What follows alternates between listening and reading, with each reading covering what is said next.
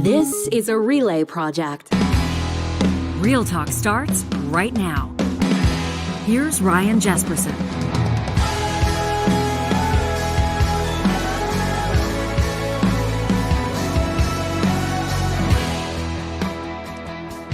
We thank you for joining us in this Thursday edition of Real Talk. Jesperson and Hicks on this August 25th. It's Thursday. Looking forward so much to speaking with Elamin Abdelmahmoud, who's coming up in about a half hour from now. Forgiving student loans isn't a slap in the face, reads the headline of his newest piece for BuzzFeed News, where he's a senior culture writer.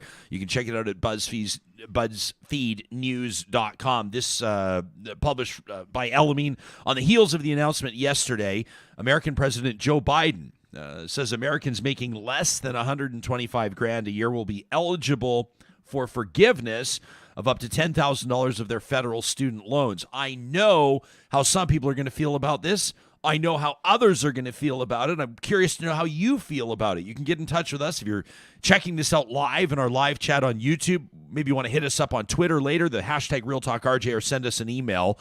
Some folks, Johnny, are going to say, it's not fair that we saved up. My parents contributed to RESPs. We did everything we had to do. I applied for and secured scholarships. I went through all the efforts, and then somebody else is just going to have their student loans forgiven.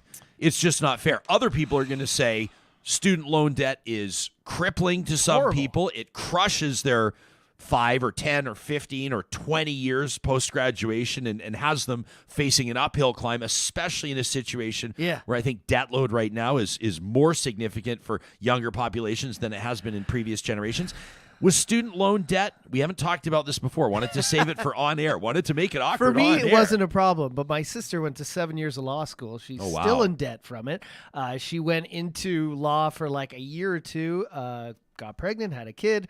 Her husband makes good money, so she got out of it. So it was basically useless to her, and now she's paying off her debt still. So I don't know why you would want to keep crippling people with it. If we can get rid of some of it, let's do it. Who cares? The optics, the politics and the optics of it might be a bit delicate. President Biden, when he was talking about this, and Elamin writes about it, we'll get into it when he joins us in just a bit, talks about, he says, we don't want these to be loans forgiven for people that went to Yale and Princeton and Harvard. And he sort of invokes that Ivy League reality to say, we don't want this to be, the so-called privileged class or the elites or the 1%. Well, my sister getting definitely the money back here. was not privileged, so it's still, she'll be paying it off for years to come. Elamin himself, he writes about it. He gets personal in his piece. He says he owed 45 G's in loans when he got out of school. And he says he was able to pay it off over the course of 10 years by working hard in his retail job. Says he had some help from family, but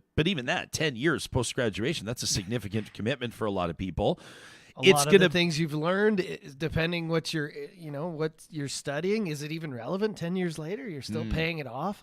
That's crazy. It'll prompt other conversations, too. This is one of the reasons why it's great fodder for talk shows, is it'll prompt conversations about going even further. Right, like forgiving all student loan debt, not just $10,000. Or some people will point to models. I hope I'm right in my reference. I'm pretty it's a lot of the Scandinavian countries, and I know in other places around the world they have this as well, where post-secondary schooling is free. Yeah, it's covered. If you want to attend post-secondary, it benefits the population. It benefits the society to have people that are more well educated, that are better prepared to make advancements in their careers and give back, so to speak. But at what cost? And we know that obviously post-secondary funding is something that strikes a chord with a lot of people. We see that locally in provincial and in federal politics, most especially in provincial politics. And then, of course, in big picture stuff like this, the conversations about loans, student loans, and loan forgiveness. A lot of people can relate to it. It's relevant to a lot of people who either had their student loans and have now you can look at them in the rearview mirror because you worked hard to pay them off, or you paid them off over time. And then others of you, who knows, maybe some of our younger Real Talk audience members are currently filling out their student loan applications right now at the beginning stages of their career, wanting to do everything that they can to ensure that they can get their foot in the door in vocational school, technical school, college, university, whatever's the right fit for you.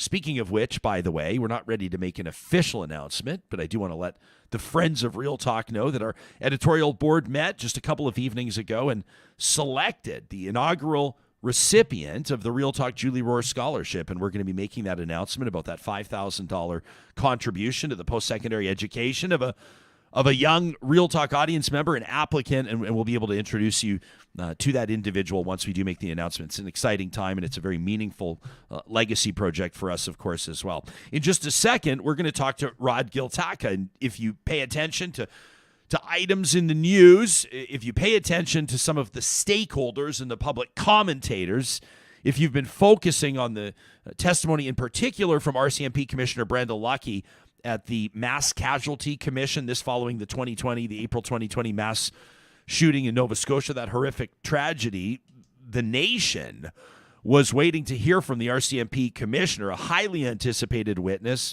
due largely in part to allegations that there was political interference in the whole, can I call it a mess, in the RCMP's handling of this, from the communications in particular. People are talking about, relationships between or communications between Federal Minister Bill Blair, the Prime Minister's office, the RCMP Commissioner, H Division in Nova Scotia.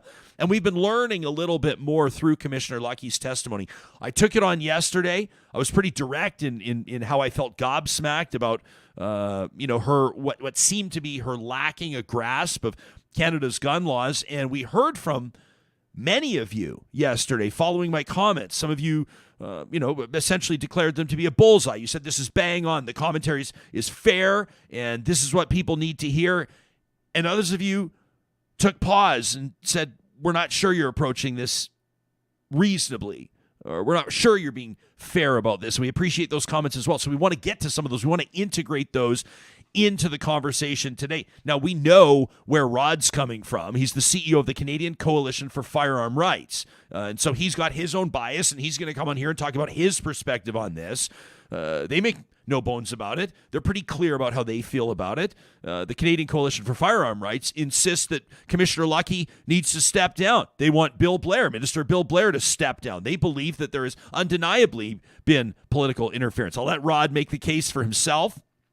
But I'm also going to get to an email from Minnie, a Real Talker who was in touch with us yesterday, and Dennis, a lawyer, who tweeted at me to provide some other angles on this, other perspectives, the other side of the coin, so to speak, so you have as much information as possible as you form your decisions on this. It's something that may not be directly relevant to people in their everyday life, the structure or the workings or the health of the culture at the RCMP, but it certainly matters. And it's certainly relevant to greater society. A side angle, John, you've probably noticed, the more that we talk about the RCMP and the cultural challenges that Canada's National Police Service is facing, the more we're also hearing from members of our Western Canadian audience, in particular audience members from our home province of Alberta, that are letting us know that this is having some impact, or even curious, asking us if it's having an impact on our thought process around this proposed provincial police force that Alberta Premier Jason Kenney's been talking about, modeling it after the OPP in Ontario or what have you. So a lot of angles to pursue on this. It's why these conversations are ongoing, and oftentimes on a show like this stretch over a period of days, weeks, or even months. Before we get to Rod Giltaca, why don't we'll bring you up to speed for those of you that didn't have a chance to tune into or catch the extended coverage around this Mass Casualty Commission. Brenda Lucki, the RCMP Commissioner, talking yesterday about some of the implications, some of the through that nightmarish period where these shootings were occurring. You'll remember it was over 2 different days, about 13 hours in total. Citizens, Nova Scotians in particular, not necessarily given the information that could have been very helpful, that quite frankly could have probably prevented some of the murders that occurred, like the fact that the gunman was driving a replica police car, wearing replica police uniform, the type of gun or the type of firearms that were used through this, the number of fatalities that had occurred. This is Commissioner Brenda Lucki yesterday talking about some of the challenges around the communications. This is what she had to say at the MCC. In general, my comms people were extremely frustrated because they wanted the communications in H Division to be more transparent, more forthright, try to provide more information. It was frustrating when, even in one of the media releases, we were talking about the number of deceased, and my number was different than the media's number, that was different than the H Division number, which we got the information from H Division. So it was very confusing why different informations were being given when I don't make up the information. I just get the information through my comms people. I repeat the information in a media event. Normally in an event like this, there would be 2 to 3 briefing notes or situational reports per day. I think I received maybe 3 in 8 to 10 days. So the flow of communication wasn't at the normal pace that is usual for an event such as this or for any major event. So there was some frustration being experienced. Me giving the wrong information to the Minister's Chief of Staff, the Deputy Minister, and the National Security Advisor was yet another example of that. Okay, now there has been testimony counter to some of what the RCMP Commissioner has been saying. There have been other people formerly in position of leadership, in particular in Nova Scotia's RCMP structure, that have said in their mind, in their estimation, there was political interference. They were ordered to release certain information or to cooperate to a certain degree. And it's got people asking questions, and fair ones at that.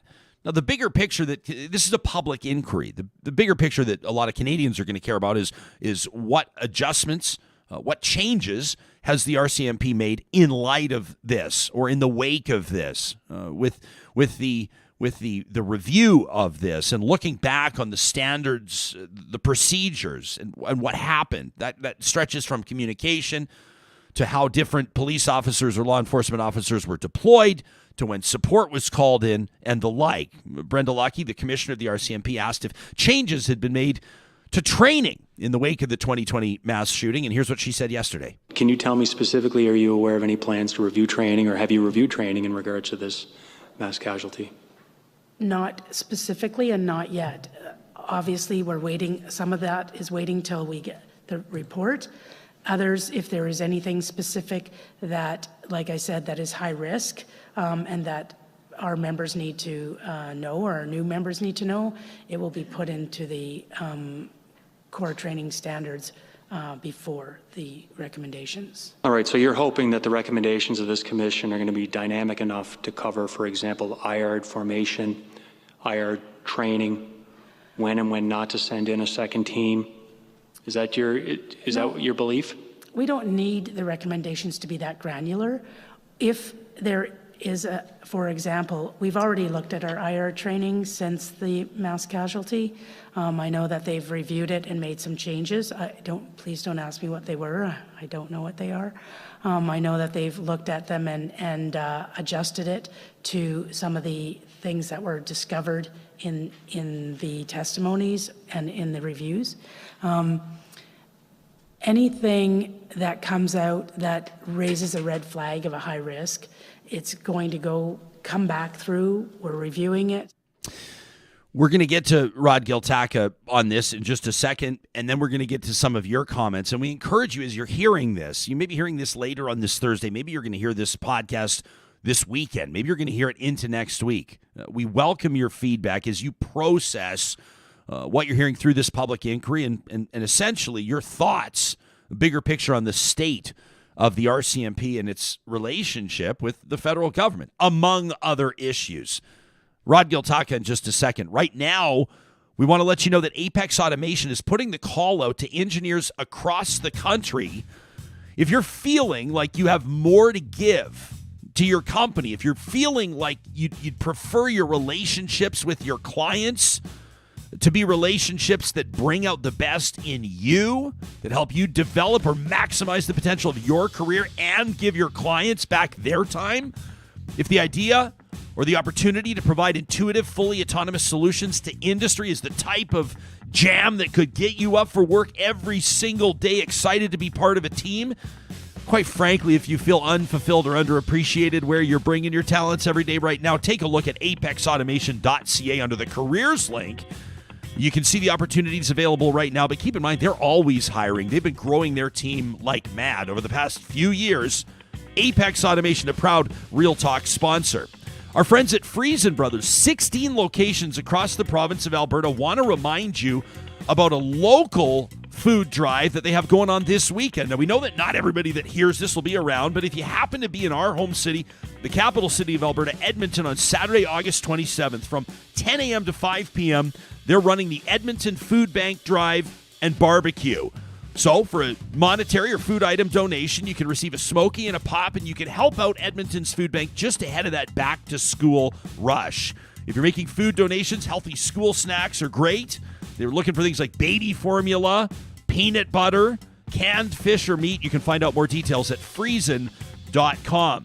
And if you're feeling like maybe a change in location might do the body good, if you're feeling like you might want to live in life-changing luxury, but you don't have the $2+ million it would take to get the keys to a dream home, why not pick up tickets to the Covenant Foundation Lottery today? 30 years of life-changing wins. This year's dream home, stunning on Hayes Ridge Boulevard in Edmonton, Alberta. 5,400 square feet, John. 4 bedrooms, 5 bathrooms, rec room, gym, 3-car garage, backyard patio, botanical room, and fully furnished, ready to move in. Your ticket purchase will help further many of the life-saving healthcare initiatives that are provided at the Misericordia and Grey Nuns Hospital. You can get your ticket. Make sure you do it before September 1st to qualify for the early bird at covenantfoundationlottery.ca. Before we get to Rod Giltaca, I recognize that some of you have already heard this audio clip that we're going to play next, but it sets the table for the conversation, and I think it's important. We played it yesterday. This was the one that, I'll be honest, stopped me in my tracks. This is the one that blew me back on my heels a little bit. This is the RCMP's Commissioner Brenda Lucki essentially saying that she doesn't know Canada's gun laws intimately, and it got a lot of people's attention, I think for obvious reasons. Here it is. And as the head of the firearms program in Canada, presumably you understand that without a PAL, either restricted or non-restricted, in any way that perpetrator is in possession of firearms, it's a criminal offense. Yes. And to the extent that he acquires ammunition is a criminal offense. Yes. And to the extent that any license holder knowingly assists him in acquiring the materials used as part of his I have to say I don't know those laws intimately. I know that there are obviously illegalities when you don't have the proper licensing. I know that. Whether the restricted, the prohibited, what people can and cannot do with a license, I don't intimately know those. But what you're saying, I'm trusting that it's true. So it wasn't a great look, right? At least it doesn't appear to be to members of the general public and to many pretty prominent media commentators. If you're following this at all, you know that.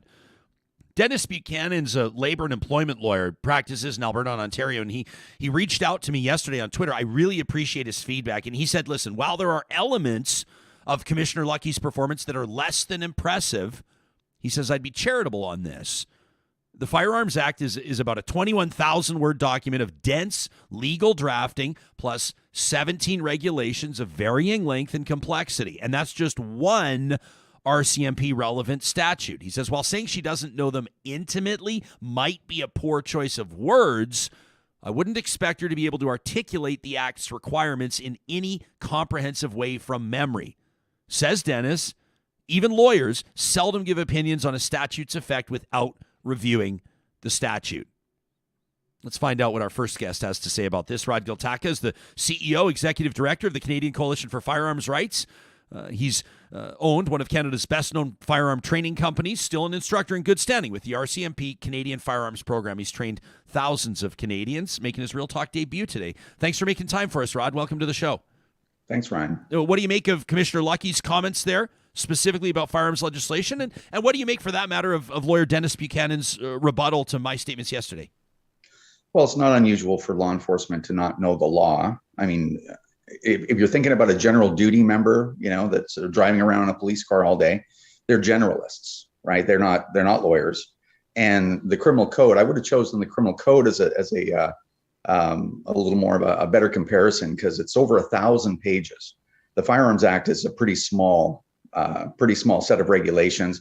But like I said, it's not unusual for police to not know. I think the the salient point, or the real rubbing point here of this whole thing, is that this is the commissioner of the RCMP. She's attending a hearing where she's going to be questioned on these things. She's also the commissioner of firearms for Canada as well. And I think it would have been, it would have behooved her to look into these things before she appeared to the commission, I would imagine. Rod, for people that aren't 100% familiar with the Canadian Coalition for Firearm Rights, is it accurate to say you're like Canada's NRA? Is that how you describe it? Well, I definitely wouldn't describe that, because firearm ownership in Canada is not similar to the United States almost in any way. But as far as our organization is concerned, we're very dissimilar from the NRA, because owning firearms in Canada, the reasons you can own them, how they're obtained, our regulatory structure couldn't be more different from the United States. So we're the, I guess you could call us the reasonable gun lobby. We think that there's a place for regulation, but that regulation has to have a direct relationship to public safety, not just be punitive against people that would be so bold as to get a firearms license. Commissioner Lucki told an inquiry a couple of days ago, this MCC, that concerns over political interference in the police investigation have been overgrown. She said that she's getting frustrated with questions on the subject. Now, obviously, she's been previously questioned, I think people know, by a parliamentary committee investigating allegations that she had tried to use the tragedy to boost support for the Liberals' gun control agenda. It's pretty obvious why you and your group would have an interest in this commission and in her testimony. What's really struck you as significant over the past couple of days? Well, I think that people have seen so many scandals and so many ethical breaches by this Liberal government. I hate to call them Liberal, because I used to vote Liberal when they were a centrist party, and this is not your grandparents' Liberal Party or your parents' Liberal Party. But I think people are so desensitized from the sheer volume of scandals and ethical breaches that they don't really, I think it escapes some people what's going on here. There was the largest mass shooting in Canadian history, and it was absolutely brutal. And then, of course, an investigation begins, and it's a very complex investigation with multiple crime scenes, something that the RCMP probably has never even seen before as an organization.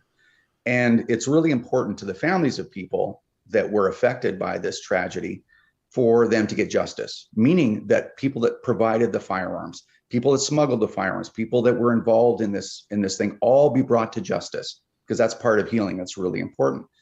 And for the RCMP commissioner to want the public the most important thing within 2 weeks after, this happened, the most important thing is I need all this information released that would actually truly jeopardize that investigation. Because remember, we didn't know how this individual got his firearms, and the people even in the United States that aided and abetted him in obtaining these firearms, they hadn't been caught yet. That investigation probably hadn't even been launched across the border. So it truly did have an impact on the investigation, and the idea that they would jeopardize that ability for the families to obtain justice for political reasons, to help the Liberals push gun control, it's pretty obscene. Do you believe that testimony has been damning enough, or perhaps I should say revealing enough, that's a little less editorial, to support the claim that there was political interference? We've seen some former top RCMP brass essentially say that in their estimation or in their interpretation or their experience that there was interference. And then I just quoted reporting by Greg Mercer in the Globe and Mail from 2 days ago. Commissioner Lucki says she's getting tired of the questions, says there was nothing of the sort. I mean, obviously, I know you feel that there was. Your organization has been very clear about that. You've called for the commissioner's resignation. You've called for Minister Bill Blair's resignation. But what have you heard over the past couple of days, past number of days, that you think supports your position on this? Well, everyone has lined up, including the assistant commissioner of the RCMP, and said, yeah, this is exactly what was going on. So it's not my opinion. It's the opinion of pretty much everyone that was in the meeting in question, where she tried to bully basically everyone into the meeting to jeopardize their integrity and jeopardize the investigation in order to help the Liberals. So it's not my opinion. It's pretty much everybody else. And I think what shouldn't be lost on people is look at the risk that Darren Campbell and Chris Leather and Scanlon and everyone else that was in that meeting that came forward. These are not, rank and file members that can just go find another job. These are people that have built a career over a lifetime and are willing to throw it all away, risk it all to bring the truth to the surface. And I think we need to stand behind people that have that kind of courage, because, while we all say that we would have that courage to do what's right, it's not everybody will do that. And they all lined up and said the same thing. So, it's starting to get pretty clear who's doing the lying here. And no kidding. And of course, she's tired of answering questions. You would be too if your feet were being held to the fire for an ethical breach so egregious. Rod, from your position or the position of your organization, what's at stake here? Well, for our organization, we are under full attack, and we have been since the Liberals got into power. Canadians have owned firearms in this country since before Canada was a country. And as it applies to handguns, even, we've owned handguns for 100 years. This firearm ownership and sport shooting and hunting and recreational shooting, this is nothing new.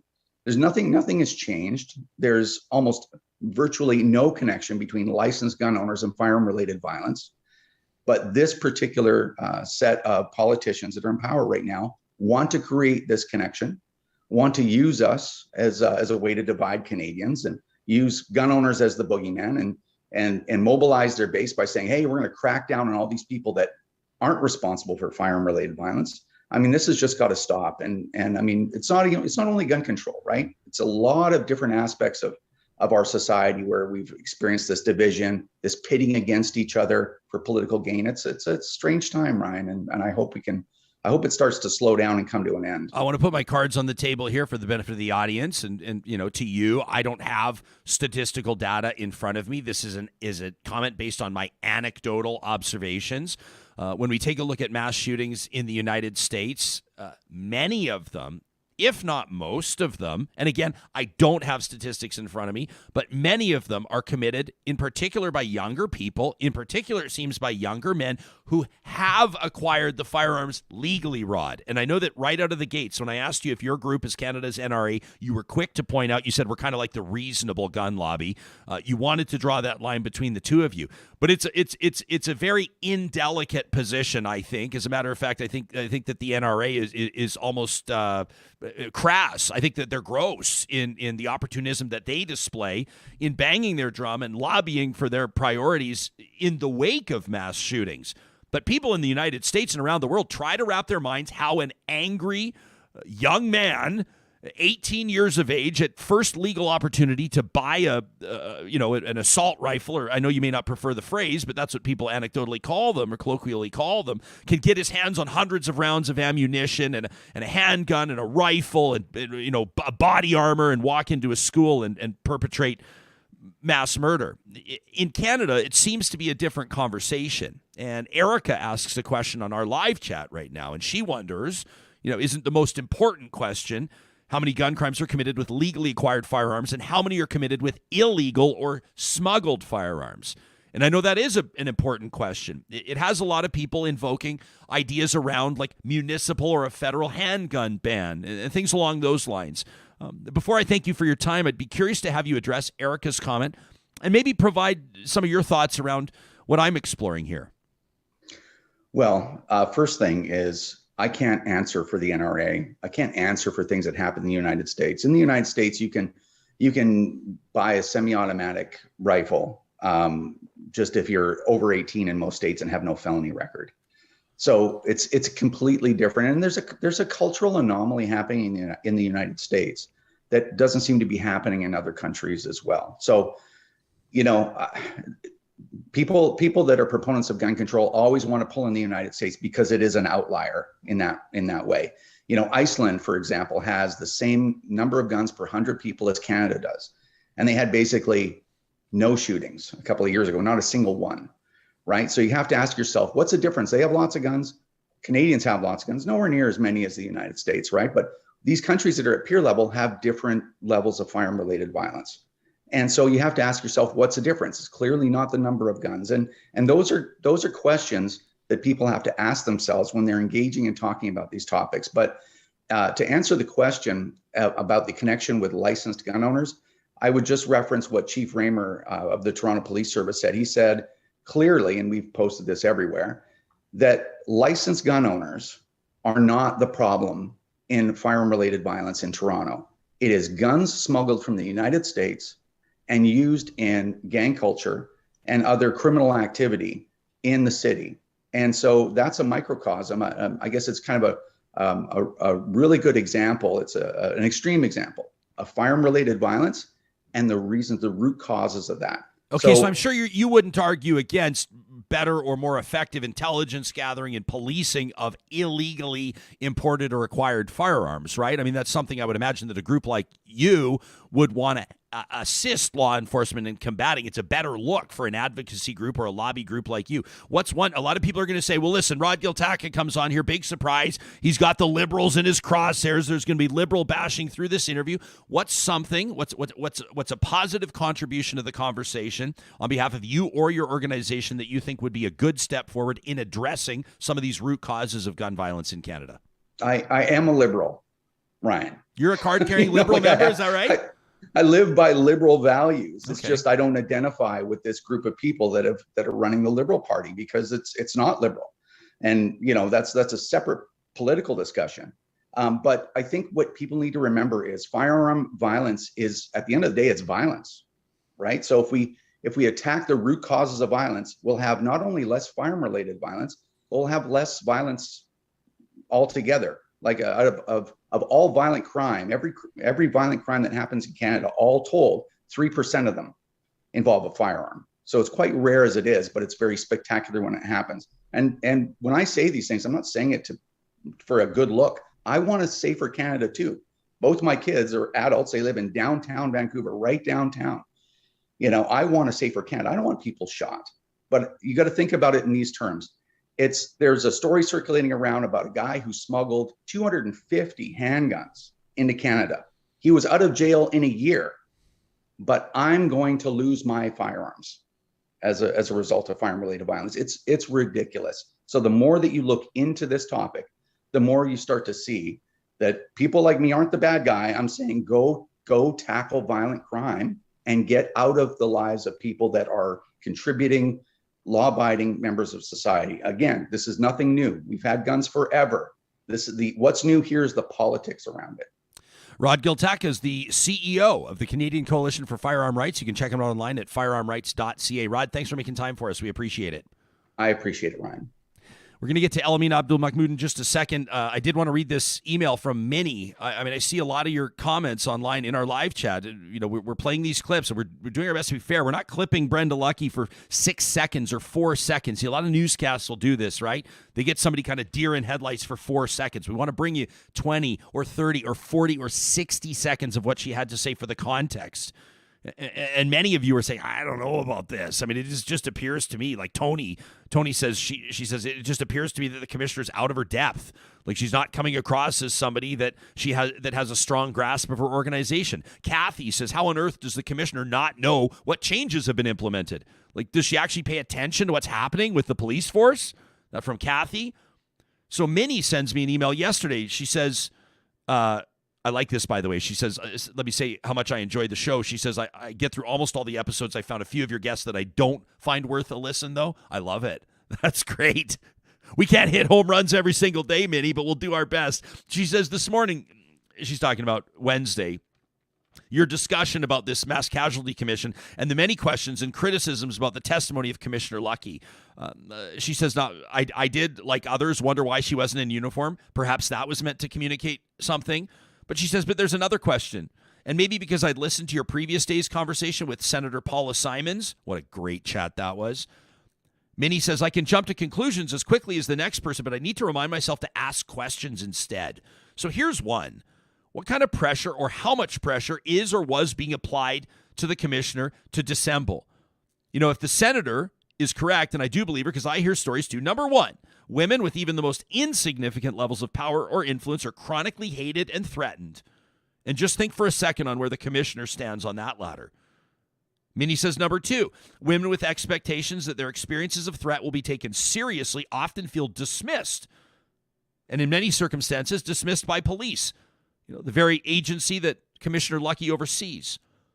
And number 3, women who find themselves in positions of authority over men, not just, but especially in masculine or potentially misogynistic cultures like law enforcement, like the military, very oftentimes find themselves tokenized, disregarded, dismissed, disrespected, belittled, threatened, or worse.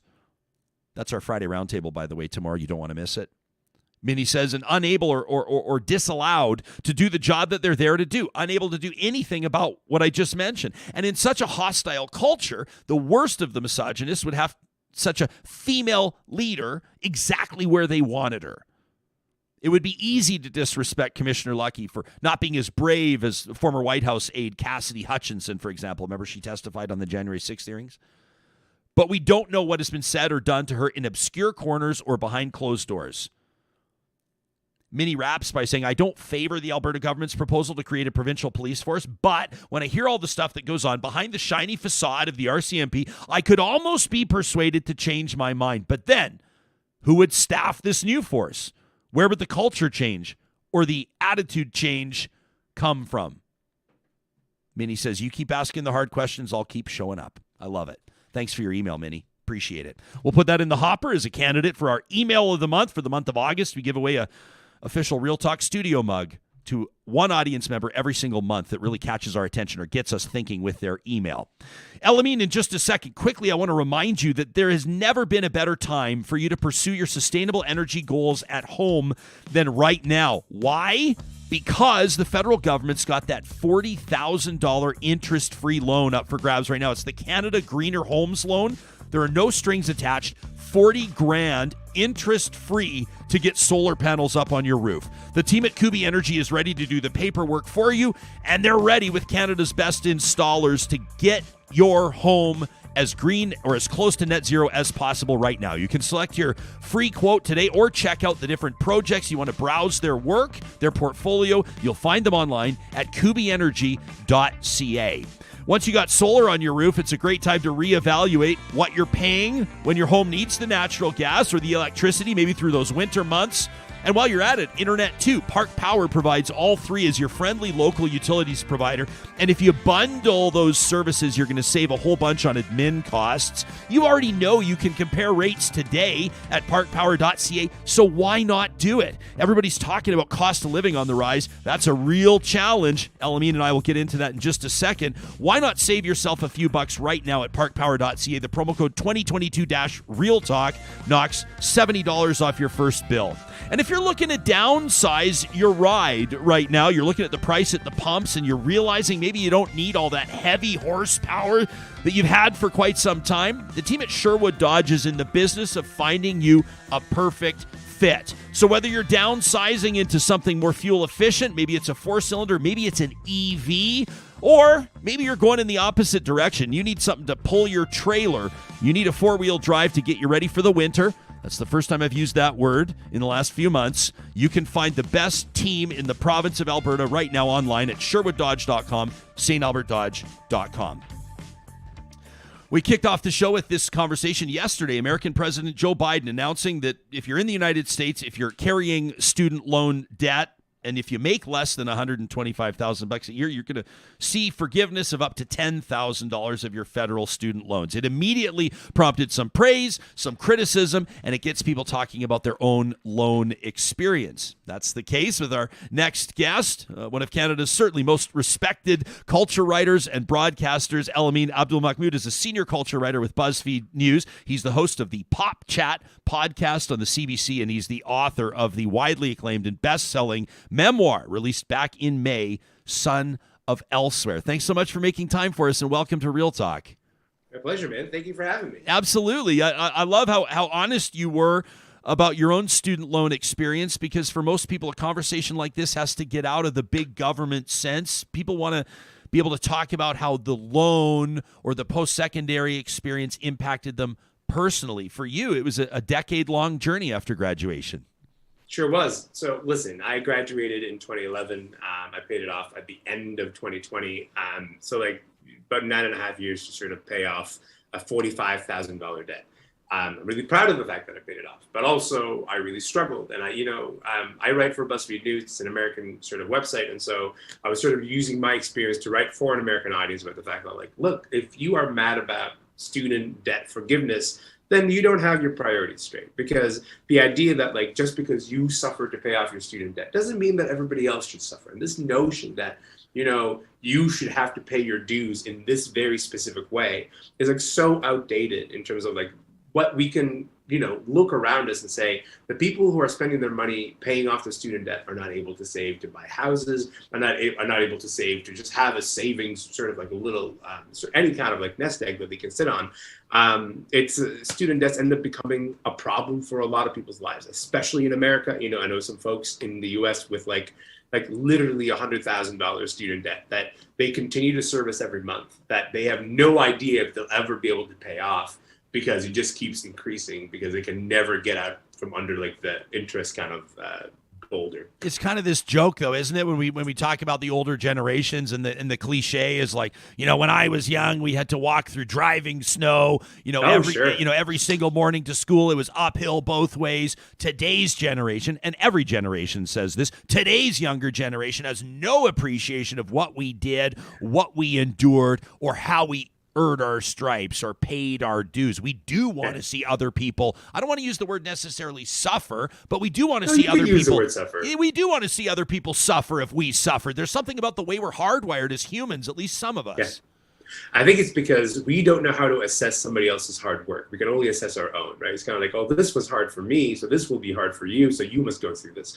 We have no conception of the ways that hard changes from generation to generation. So the idea of graduating university and finding yourself underemployed, even though you've been promised a dream of saying, hey, if you just go to university, you'll be able to afford the life that you want, no problem. That's a very different kind of difficulty than the difficulty that older generations grew up in. But certainly it is a difficulty that some people have to labor under, and maybe labor under for like a whole decade or so. There's no appreciation of the ways that those dynamics have changed. Let's look at the Canadian context, for example. 1 in 6 insolvencies was because of student debt. The average student debt in this country is not nearly as high as the average student debt in the US. I think the average in Canada is like something like $26,000. That's still pretty high. It's a lot. Right? That's still a lot of money. And like, let's not forget, like, at least until as recently as 2021, the NDP was pushing the Liberals to forgive up to $20,000 of student debt for people making 60 grand or less. I don't know if that policy plank is still something that they're advocating for, but there was a moment we were having a somewhat serious conversation in this country about what it would mean to forgive student loan, just like the general sort of student loan debt in this country. We kind of stopped having that conversation. I'm not sure why, because, many people still have to struggle to pay it off. Well, it seems to me like, I see you on national television, radio commenting all the time on why things seem to be halted in their tracks. And typically it's because it's politically unpalatable, right? Yeah. Even if you want to reference the federal NDP, we saw Jagmeet Singh, I think maybe feeling like he's been cast into the shadows after reaching this do I call it a landmark, a cooperation agreement with the federal Liberals to essentially keep them propped up for the next few years, but they did it with conditions. And Mr. Singh just a few weeks ago or a couple of weeks ago was saying, hey, like, let's not forget about these conditions. And in particular, he was talking about dental care, and he said if we don't see movement on this, we will withdraw our support. So we know that that's a priority there. I wonder if maybe the idea of forgiving student loan debt, partially or entirely in Canada, is so politically unpalatable that after the focus groups have chimed in and after the MPs have knocked on the doors in their ridings, maybe they're gritting their teeth a little bit and realizing not everybody wants it. I'm just speculating. Listen, I would speculate that maybe the issue has not had the same kind of lobbying power that it has had in the U.S. I think like this has been an issue for the new left, what some people call the new left, for like the last probably like year and a half or so, ever since the Biden administration first paused the repayments for student debt, and then they sort of began resuming again. This has kind of become, one of the boulders that the left has been trying to sort of push up. I don't know if we've had the same kind of advocacy for it, because you would actually think that it'd be a relatively easy political win to at least like advocate for something like this. Having said that, I would say that the NDP, ever since achieving that deal earlier this winter, has been, how do we say this, a bit gun shy in terms of like showing up with a shopping list. I mean, even the idea of, demanding that dental care happens by the end of this year, man, it is like almost September. Yeah. I don't understand how anything resembling like even a commitment to send vouchers in place of a deal by the end of this year, that's going to be difficult to pull off. Like we are really running out of time in terms of the NDP seeing that promise. So if they really mean it in terms of saying like this is a red line for us and we'll not cross, we certainly have not been hearing about that. So adding something else to the shopping list, I think it would have been a natural move for the NDP to make probably way back in February when they made the deal to begin with. But they have been a little bit gun shy about using it and using it kind of meaningfully. We talked earlier about how a conversation like this or an announcement from the most influential or powerful person on planet Earth talking about student loan forgiveness is going to prompt all kinds of conversations. Like number one, the one you're having with us, what should Canada do, or what's the landscape like in Canada? And then obviously spin-offs, bigger picture, like in Denmark and Finland and Iceland and Norway and Sweden, where essentially post-secondary education is either free or at a very low cost. I mean, in Norway, university studies free of charge to all students regardless of study level or nationality. In other words, you can go to Norway if you're not Norwegian and they'll pick up your post-secondary tab. Can you see a world in Canada where this becomes a priority? I know that cost-wise it would potentially be prohibitive. Sure. But I also think you could make some compelling arguments about the value of it, most especially with regards to removing some of the very significant barriers that stand in the way of some of society's most marginalized but most promising young citizens. Sure. I mean, listen, the financial arguments are what they are. So they're sort of like more in the weeds. Even the social arguments of the value of education, I think like that is like a fair argument to get into. But I think there's a moral argument to be had. I think there's a moral argument to be had about a generation, my generation and the younger generations, who have been sort of told a story, right? Told a story about the potential of university specifically. Told the sort of the story that like, if you go to university, then this will be your ticket to a better life. That has been the case for many people, but the people who have graduated university with student debt have some of them have found themselves living for the servicing of the student debt in ways that maybe they didn't expect.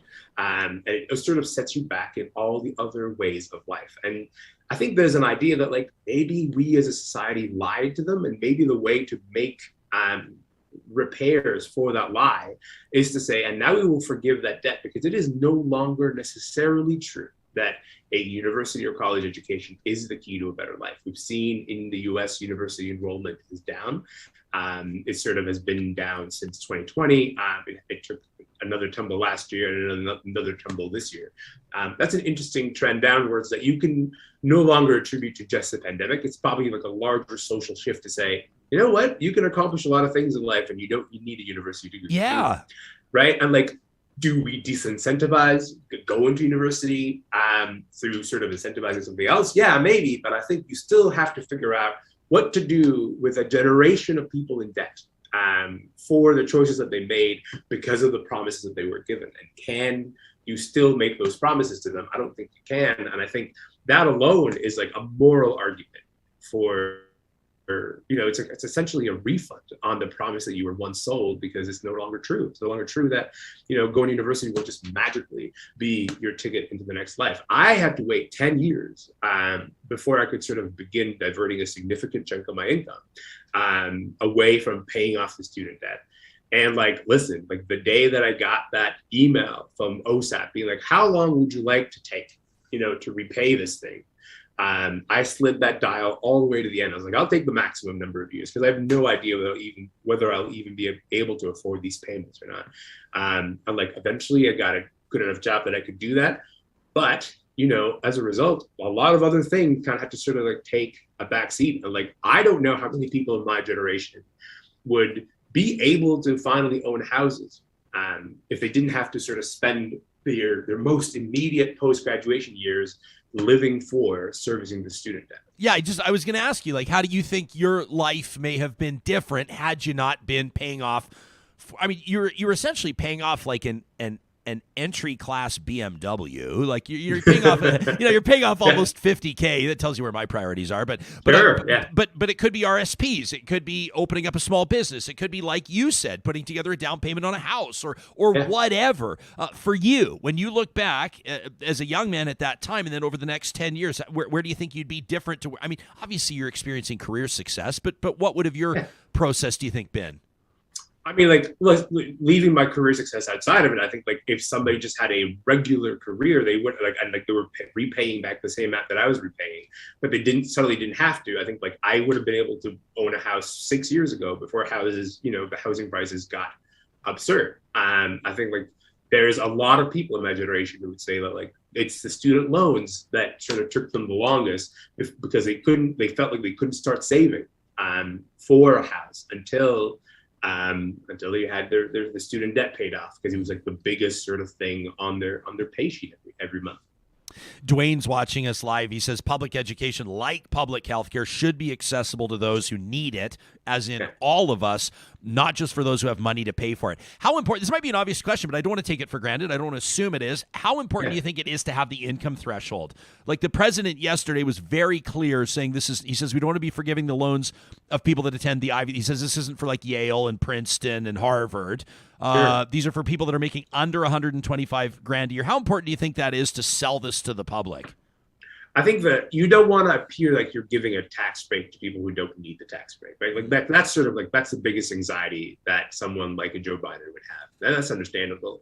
But the numbers show us that the people who attend the Harvards and the Yales are not really taking out the student loans, like not, or they get like a lot of support from the universities themselves. I think in total of the federal student debt borrowers, it was 0.3% went to an Ivy League school. That's impossibly small. Of the 45 million people who have student debt in America, 0.3%. I think it's understandable that you don't want any stories in the press of the 0.3% of people who went to an Ivy League and then had their debt forgiven and they're doing wonderful in life. Right. Look, I'm not even saying that university doesn't get you a wonderful career eventually. I think that's probably true for a lot of people, but there is a cost to that start. There's a cost to that start, and sometimes that cost is too high. And like you hear it all the time. I work with people who have debts that are like, they have $195,000 student debt. They $195? $195, and it didn't start off being $195, but there was something like 7% interest rate, right? So it just keeps growing because they've been paying this thing off for 10, 15 years, right? So that it just kind of keeps accumulating because there's no way you can pay enough monthly to get out from under the interest rates. No, it's like you got to win the lottery. Like right? it's such exactly right. It's not a financial planning move, but like what's the other answer? And these are people who functionally are very, very successful. They make very good money, but a lot of their money goes to paying off student debt, and it will continue to be the case for the rest of their life because that's not going to change. People loved and love your memoir, Son of Elsewhere, a memoir in pieces. I think it was released back in May, if I'm remembering correctly. You arrived in Canada with your family at age 12, right before the teenage experience from Sudan.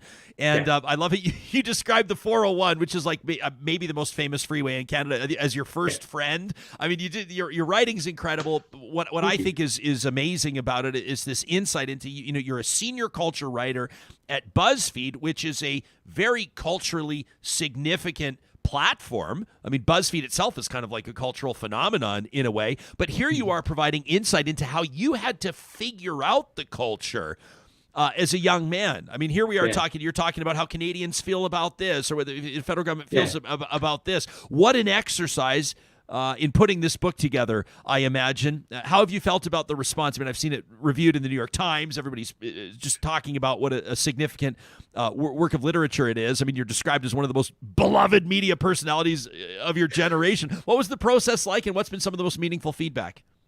Well, listen, if somebody calls you one of the most beloved media personalities, you should run. Like, that's like the natural reaction to that. That's not, there's no one that can sustain that kind of praise. Is that a Lisa LaFlamme reference? I don't know. No, you should just run, like generally. Like if someone was like trying to say that many nice things about you, you're like, okay, we can't handle this, and run away. Listen, the reaction to the memoir has been incredible. It's been really humbling. I think anyone who puts out a book in the world is like reasonably like, I'm really hoping this does well, you know. But it's exceeded my wildest dreams. I've just kind of been in a haze of gratitude for 3 months running, you know. And like, there's going to be some more book sort of tour events this fall, so I think that'll be really fun, really exciting too.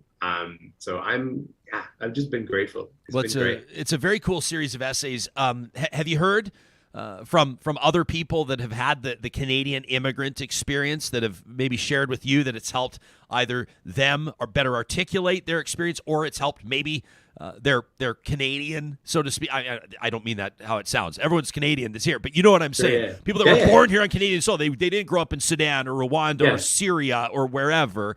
That it's bridged a gap with some people and facilitated some understanding. Yeah, like that's honestly been probably the most rewarding part of, you know, the book responses. People who are sharing like how this resonated with them, how this sort of interacted with their own understanding of Canadianness, and opened their eyes to maybe some things that they haven't thought about what it would feel like in those like first tender few years of arriving in this country. And so it's been, I've heard from some other first generation, second generation immigrants who said, you know what, this is exactly my experience to a T, and I feel really grateful that it's been represented in this way. So that's also been amazing. Well, I'm thrilled for you. I'm grateful that the book has seen such success, and I wish you continued success. We'll remain fans, and thanks so much. Thanks for having me. Well, it's awesome to have you on the show, and I look forward to our next conversation. Elamin, have a wonderful rest of your week. For sure, me too. You got it. Yeah, that's Elamin Abdelmahmoud. You can find him on Twitter at Elamin88, and of course his book Son of Elsewhere, a memoir in pieces, well worth your time. You can pick it up wherever you grab great books. These conversations happen because of sponsors like landscapeedmonton.ca. That's where you'll find Eden Landscaping. They're bringing outdoor spaces to life, a custom landscape builder. It's not too late to bring your outdoor space to life, to get that project done before fall and then winter hits. Whether it's excavation, retaining walls, maybe you want to get an outdoor kitchen. John, maybe you want to get your pizza forno oven in before fall so you can have those fabulous winter retreats in your own space, your backyard space. Yeah, and heat up your clothes before you go to work. Is that what you do? You fold your jeans, you put them in the pizza? That's a terrible idea. Remember the Seinfeld episode with No! Kramer? What? Yeah, where he's always drying his clothes because he likes them to be warm every day when he gets up, and then he goes to the pizza oven. Can I ask, are you there's been about 3 Seinfeld references. I'm obsessed. 2 of them off camera over the past couple of days. Are you currently like rewatching seasons of Seinfeld, or? So I fall asleep to them every night, so I'm kind of living in the show while I sleep. Fair. Yeah, it takes you into dreamland. Somebody told me that they fall asleep listening to Real Talk every night, and I said, I don't know if that's a compliment or not. It doesn't sound like a compliment. I get enough Real Talk at work. I can't be dreaming about it all night. In landscaping's like, would you mind repeating our... Yeah, it's landscapeedmonton.ca. That's where you can find Mike and his team, just a bunch of beauties.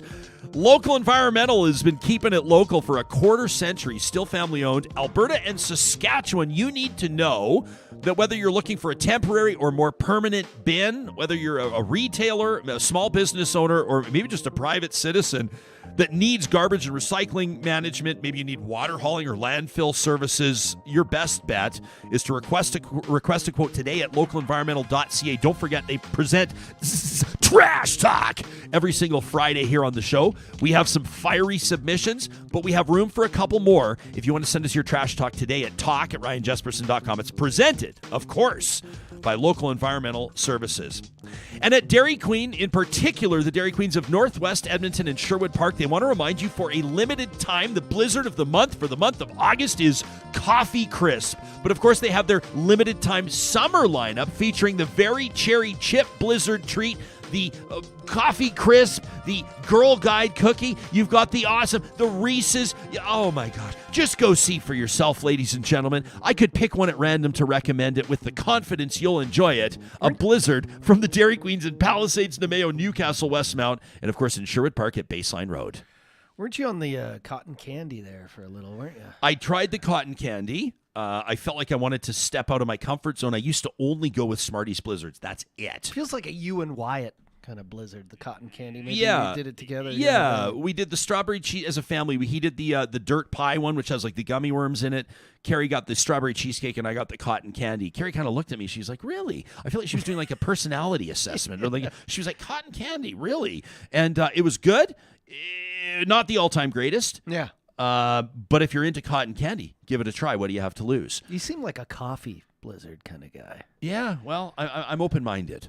You know, I'm open-minded. When it comes to blizzards, I explored SCORE. I mean, I'm happy to get into the different types of blizzards. It's a win-win every single time. Speaking of treats, you and I had an impromptu conversation yesterday about our all-time top. Heather Thompson joined us, a consumer behavior expert. We're talking about malls. We were talking about Zellers. If you missed it, make sure you check it out. And we started talking about food courts, I think probably because you and I were both very hungry. And we started talking about our top food court destination. And you told us it was Sbarro for you. It used to be, yeah. It used to be the first place. I go into the mall, I got to go to I don't remember you saying used to be. Well, yeah, because, now I don't eat the dairy, so. Right. So there's not a lot I can eat there. But John. before, that would be my first place to hit up. So I tweeted it out. I said, "What's your top go-to in the mall food court?" For I saw Infamous. this. For Johnny, it's Sbarro. For me, it's Taco Time, I said. Did you happen to see who replied to the tweet? Sbarro themselves. Sbarro themselves replied from their blue checkmark account. And I mentioned this. I said, I know there's like the thicker cut, but I would always still take the 2 slices and Yeah. But no, they're talking to me when they say, some locations serve it. It's called stuffed pizza. I'm pretty sure. Were they maybe talking about the taco reference too, or you think it was simply? I was surprised. think it's both. I was surprised you didn't do the fold over. I was surprised you just stacked 2 pieces. In some parts of the world, they call that carbo loading, John. I also heard from Cole, and I appreciate Cole. This is going to be a comment that you're going to say. How are they going to integrate profanity into a conversation about food courts? I'm just going to read what Cole sent us. I referred yesterday to Taco Time as the Eatons of the mall. You did. And I referred to Taco Bell as the Walmart. And it's no slight to anyone. It's just a fact. One of them's a little more top shelf. One of them's a little more accessible. One of them's a little more sort of like, sense. a bargain kind of a thing. And Cole reached out to me and he said, "Buddy, Taco Time is shitty Mexican food, and Taco Bell is a flavorful symphony of food science that is more adjacent to actual Mexican cuisine." And so, Cole, I appreciate your comment, and thanks for being in touch with the show. As mentioned, tomorrow we're going to get into what is absolutely serious business. You might use the phrase deadly serious, and some are actually concerned that that's where this is going. It's undeniably a coordinated campaign, threats of violence and hate that are being aimed at women in journalism, in particular, women of color in journalism. That's going to be the Friday Roundtable, our traditional Real Talk Roundtable tomorrow. If this is something that's resonating with you, if you're paying attention to Erica Eiffel, who's going to join us, to Rachel Gilmore from Global News, who's been sharing some of the messages she's been receiving, if you saw what Kristen Rayworth posted, a political staffer, just this week about a threat their office saw, you won't want to miss it. You can let us know your thoughts ahead of time. We'll do our best to work them into the show. We'll see you again soon.